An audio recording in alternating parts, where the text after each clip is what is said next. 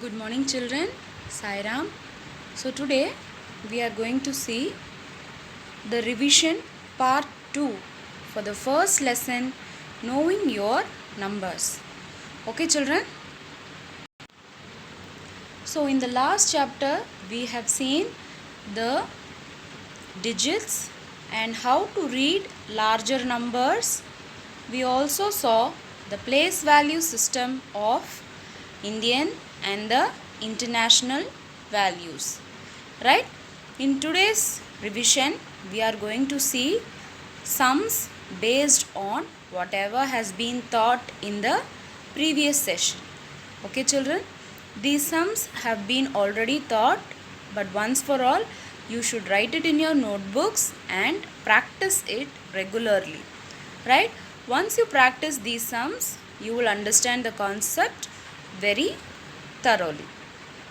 Okay, children, so let us now go to the sums.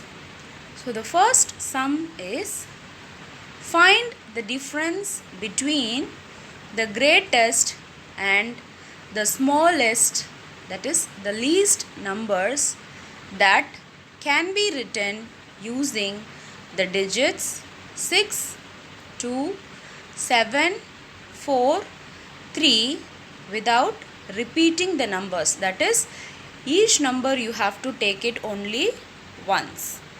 Okay, children? So, the given digits are 6, 2, 7, 4 and 3. So, here how you can find out the greatest number? So, what is the greatest number given? So, 7 is the greatest number that will come to the first digit and 6 followed by that. After that we have 4, 3 and 2. So this reciprocal of the greatest number will give you the least number values. That is 2 in the first place, 3, 4 and 7. So when you multiply the greatest number minus the least number, you will get 52,965. So before doing any word problem, the statements should be written correctly and each statement carries mark, and then you have to write the answer in terms of statements only. Okay, children? So the next sum we have is a machinery on an average manufactures 2,825 screws a day. How many screws did it produce in the month of January 2006? The solution is the number of screws manufactured in one day is equal to 2825. That is 2825, and January month has 31 days. So we have to multiply 2825 into 31, which will give you 87,575. Next we have to stitch a shirt 2 meters 15 centimeters cloth is needed. Out of 40 meters cloth, how many shirts can be stitched and how much cloth will remain? So here the total length of the cloth is 40 meters.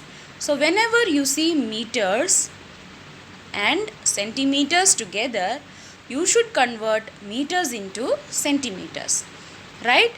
Because only a bigger number can be converted into a smaller number.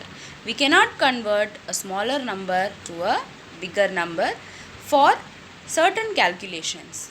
Okay, children? So 1 meter is equal to 100 centimeter, as we have seen in the formula, right? So now 40 meters, when you convert it into centimeter, you have to multiply them with 100. So it becomes 4000 centimeter, and the cloth required to stitch a shirt is 2 meters and 15 centimeter, right? So when you multiply 2 meters into 100, you will get 200 plus you add the 15 centimeter will give you 215 centimeter, right?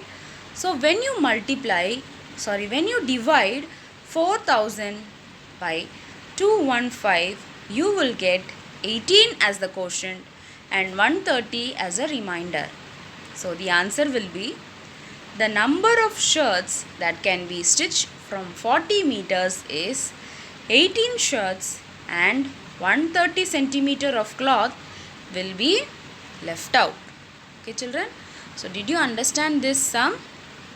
Okay, this comes under the metric conversion, like how you convert meters into centimeters. Okay, so the next sum we have, medicine is packed in boxes each weighing 4 kg and 500 grams. How many such boxes can be loaded in a van which cannot carry beyond 800 kg? So here we have the weight of one box to be 400, that is 4 kg and 500 grams. So when you convert kilograms into grams, you will see that it applies to the formula 1 kg is equal to 1000 grams. So if 1 kg is equal to 1000 grams, then 4 kg will be 4000 grams, followed by you have to add the 500 grams together with the 4000, which gives you 4500 grams. And the maximum weight the van can carry is 800 kg. So when you convert 800 kgs into grams, you will have to multiply 1000 into 800. So you will get 8 lakhs, right? 8 lakh grams you will get as the answer. And when you divide 8 lakhs with 4500, you will get 177 as the quotient. So the answer is number of boxes that can be loaded in the van is 177. Okay children, so next we have the other sum, that is 11th sum. The distance between the school and the house of a student is 1 kilometers 875 meters. Each day she walks both the ways and find the total distance covered by her in 6 days. Okay, let me repeat the question. The distance between the school and the house of a student is 1 kilometer 875 meters. Every day she walks both ways. Find the total distance covered by her in 6 days. So, a particular student is going to school from her house twice a day, right? She walks for 1 kilometer and 875 meters a day from the school to home and from home to school. That is, for twice she walks in a day. Now you have to find out the total distance covered by her in 6 days. So for that you should convert the kilometers into meters now. As the formula says, 1 kilometer is equal to 1000 meters. So when you add 875 to 1000 meters, you are going to get 1875 meters, right? So as the student walks both the way, that is from the home to school and from school to home twice a day, you have to multiply 1875 into 2. So the answer will be 3750. So this is the answer that you get for the distance between school and home for a student in 1 day. So now you have to calculate for 6 days. So how will you calculate that? You have to multiply 3750 into 6. So when you multiply 3750 into 6, you will get 22,500. So here you have 22,500 meters. Okay, now you have to convert this into kilometers. So how will you do it? Take the first two values, that is, it becomes 22 kilometers and 500 meters. This is a simple calculation that you would have studied in your lower classes. Okay children, so the next one is the 12th sum. A vessel has 4 liters and 500 ml of curd. In how many glasses each of 25 ml capacity can be filled? Let me repeat the question. A vessel has 4 liters and 500 ml of curd. In how many glasses each of 25 ml can be filled? So what is the quantity of curd in the vessel? It is 4 liters and 500 ml. So you want to convert the 4 liters into ml. When you calculate it according to the formula, 1 liter is equal to 1000 ml. So 4 liters is equal to 4000 ml plus 500, which will give you 4500, right? So when the quantity is 4500 ml and each glass will contain 25 ml, how much glasses you can fill is the question. So you have to divide 4500 by 25. So when you divide 4500 by 25, you will get 180 as the answer. So the answer will be 180 glasses can be filled with curd. Okay, so did you understand these set of problems? I hope these set of problems we have already discussed in the session 3. Okay, if you have any doubts, go to that video and see it. Better take a note down of each and every sum that has been taught, so that you will have a clear understanding and it will be like a notes for your future reference. Okay children, so now we will go on to the rounding of numbers. So as we have seen in the session 4, rounding any number to a given place can be done in 2 steps. So the first thing we have to do is, suppose I take an example 14,54,658 as a number. Okay, now I am going to round off the place to the nearest 10. So what is in the tens place?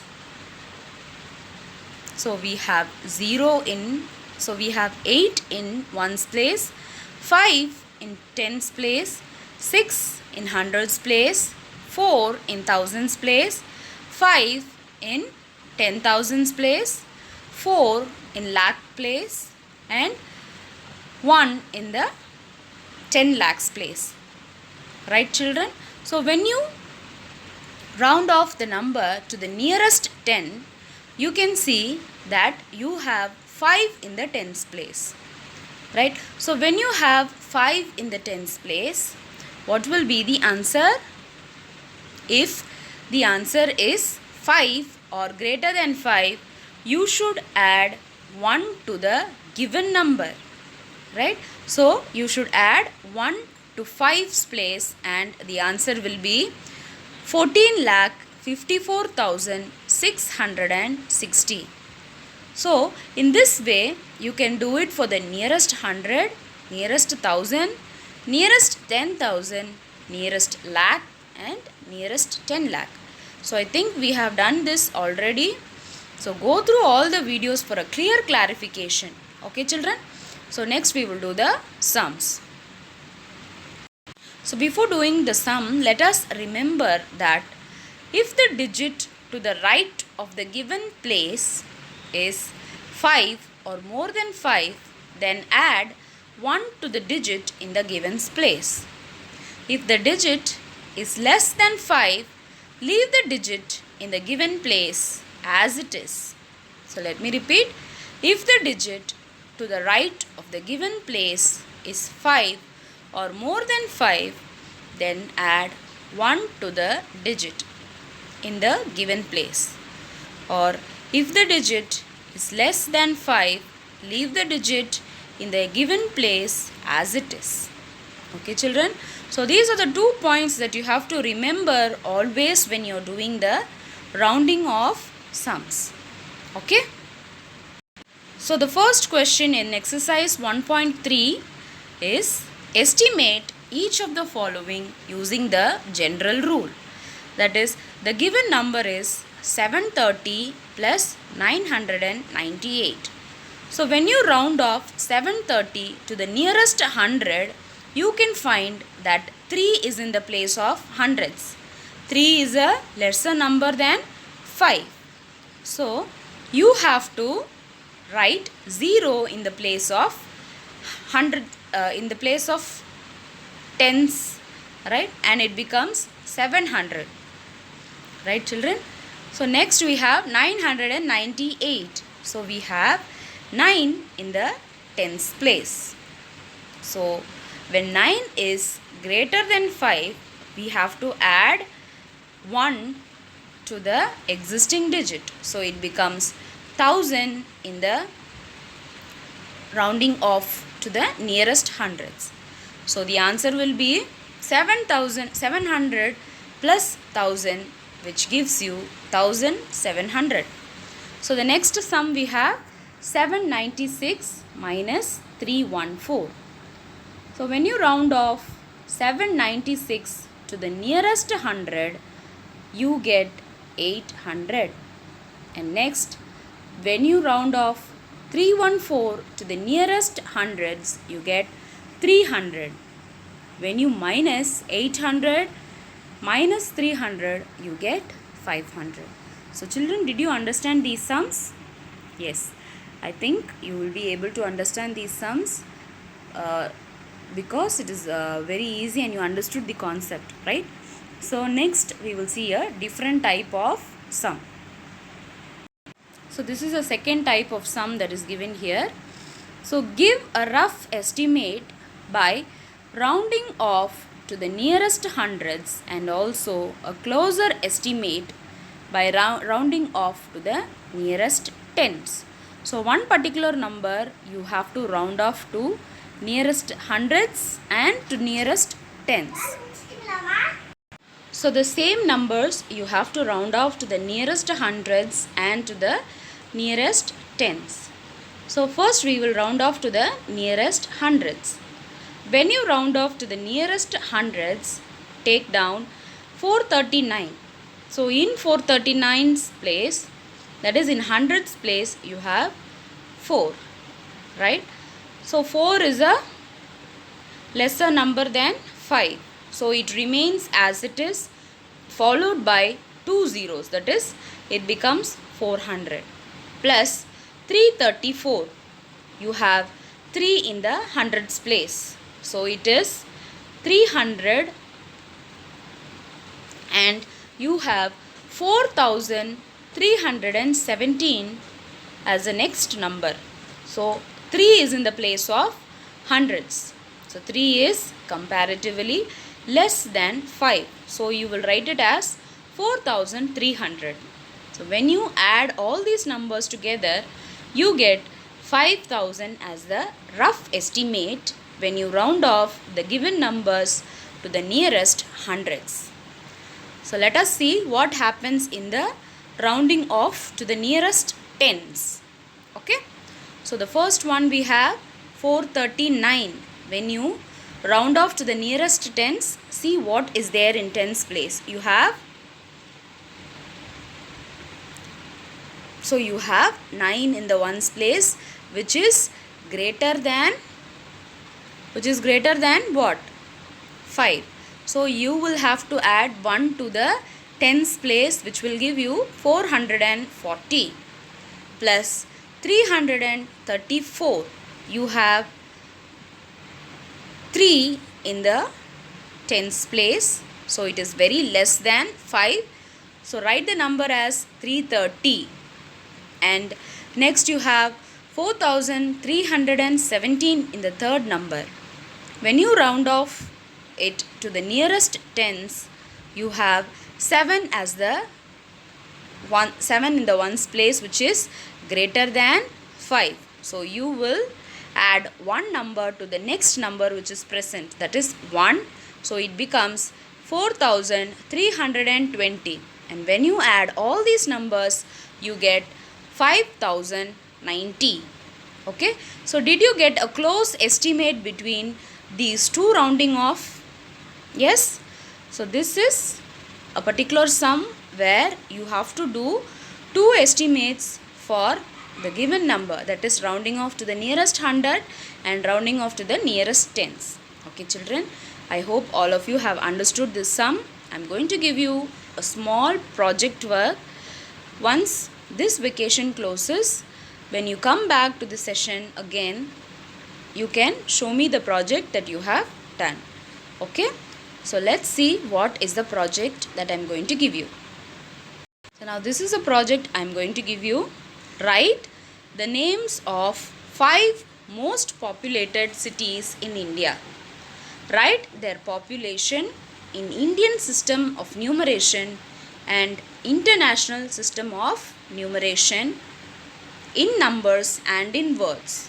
So you find out the 5 most populated cities in India.